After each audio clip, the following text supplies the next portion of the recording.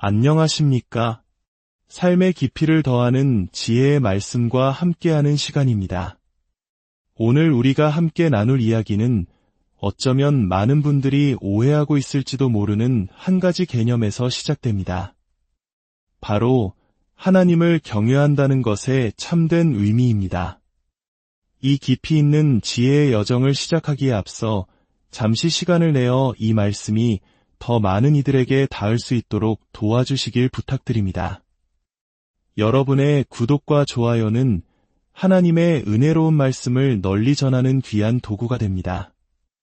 이 영상을 공유함으로써 여러분의 소중한 이들에게도 지혜의 빛을 선물하실 수 있습니다. 이 채널을 통해 말씀을 듣는 모든 분들의 삶에 하나님의 평강이 가득하기를 기도합니다.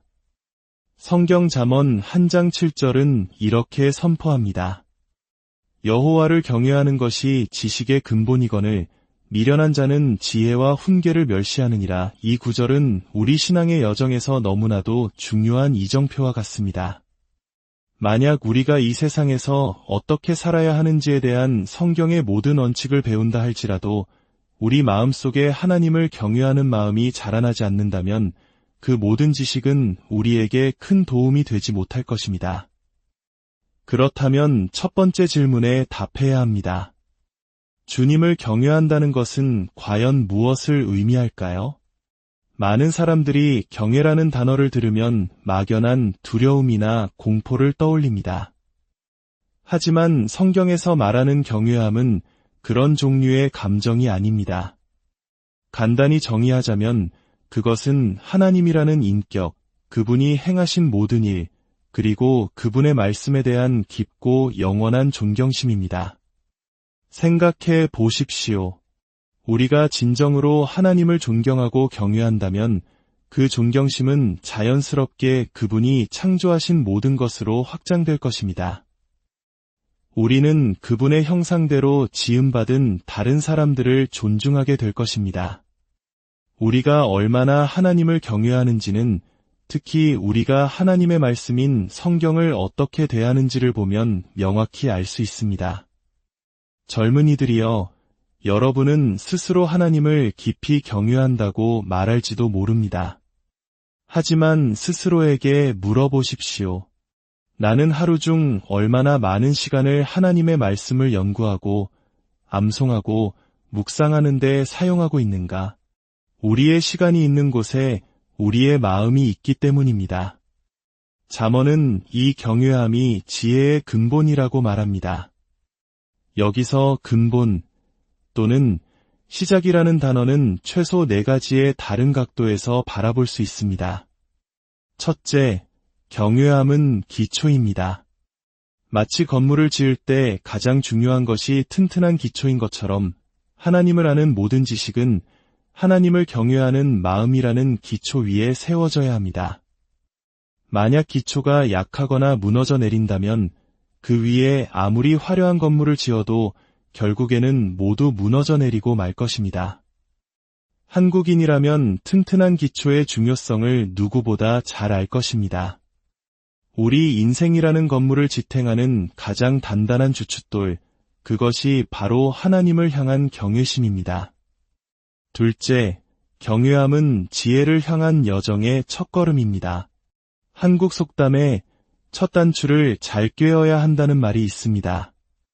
만약 우리가 지혜를 향한 여정의 첫걸음을 엉뚱한 방향으로 내디딘다면 그 여정 전체가 길을 잃고 헤매게 될 것입니다. 주님께서 저쪽으로 가라고 말씀하시는데 우리가 이쪽으로 간다면 우리의 삶은 수많은 시간과 에너지를 낭비하게 될 것입니다. 올바른 방향으로 내딛는 첫걸음, 그것은 바로 주님을 경외하는 법을 배우는 것입니다. 이 경외심은 또한 겸손과 깊이 연결되어 있습니다. 우리는 하나님이 아니라는 사실을 인정하는 것입니다. 우리는 스스로를 만들지 않았고 우리 자신의 힘만으로는 단 한순간도 살아갈 수 없음을 고백하는 것입니다. 우리 안에는 지혜가 없으며 하나님의 은혜 없이는 다음 호흡조차 할 수 없다는 것을 깨닫는 것입니다. 우리의 연약함과 무능함을 인정할 때 우리는 비로소 우리 자신을 숭배하는 것을 멈추고 창조주이신 하나님을 진정으로 경외하게 됩니다. 셋째, 경외함은 세상을 올바르게 해석하는 렌즈입니다. 만약 우리가 끼고 있는 안경의 렌즈가 왜곡되어 있다면 우리가 보는 모든 세상의 모습 또한 왜곡될 수밖에 없습니다. 수많은 신학자들이 말했듯이 우리는 하나님이라는 빛 안에서 다른 모든 것을 올바르게 해석할 수 있습니다. 우리가 하나님이 어떤 분이신지에 대해 성경이 말하는 바를 제대로 이해하고 그분을 향한 경외심을 가질 때, 즉 모든 일에서 하나님께 영광 돌리기를 최우선으로 삼을 때, 비로소 우리는 우리 주변의 모든 일들을 올바르게 이해하고 해석할 수 있는 눈을 갖게 됩니다. 넷째, 경외함은 우리 삶의 도덕적 나침반입니다. 우리가 진심으로 주님과 그분의 말씀을 경외하기로 결단하는 순간, 우리는 앞으로 인생에서 마주칠 대부분의 도덕적 질문에 대한 답을 이미 얻은 것과 같습니다. 예를 들어 볼까요? 왜 거짓말을 하지 않습니까? 그 대답은 제가 주님을 경외하기 때문입니다. 가 될 수 있습니다. 주님을 경외하면서 동시에 거짓말을 하는 것은 불가능하기 때문입니다. 왜 간음하지 않습니까? 제 아내를 사랑하기 때문이기도 하지만 근본적으로는 제가 주님을 경외하기 때문입니다. 이처럼 주님을 경외하기로 한 결정은 수많은 다른 도덕적 결정을 이끌어내는 중심축이 됩니다. 주님을 경외하는 마음은 앞으로 우리가 겪게 될 수많은 실수와 이단, 도덕적 위험으로부터 우리를 보호하는 강력한 방패가 되어줄 것입니다. 반면 성경은 어리석은 자들이 이러한 지혜와 가르침을 멸시한다고 말합니다. 여기서 성경이 말하는 어리석은 자는 지능이 낮은 사람을 의미하는 것이 아닙니다. 오히려 그 반대일 수 있습니다.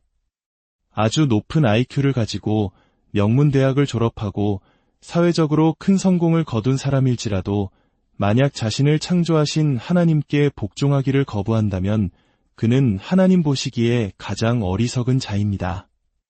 누가복음 12장에 나오는 예수님의 비유에 아주 중요한 예가 있습니다. 한 부자가 있었습니다. 그의 밭은 엄청난 소출을 거두었고 그는 혼자 생각했습니다. 내 곡식을 쌓아 둘 곳이 없으니 어찌할까? 그래, 내 곡간을 헐고 더 크게 짓자. 그리고 거기에 내 모든 곡식과 물건을 쌓아 두어야겠다. 그리고 그는 자신의 영혼에게 이렇게 말했습니다. 영혼아, 여러 해 쓸 물건을 많이 쌓아 두었으니 평안히 쉬고 먹고 마시고 즐거워하자. 이 사람은 세상적인 기준에서 보면 매우 똑똑하고 유능한 사업가였을 것입니다. 하지만 하나님께서는 그에게 무엇이라고 말씀하셨습니까? 어리석은 자여. 하나님은 그를 어리석다고 부르셨습니다. 오늘날 세상에는 이 부자와 같은 사람들이 얼마나 많습니까?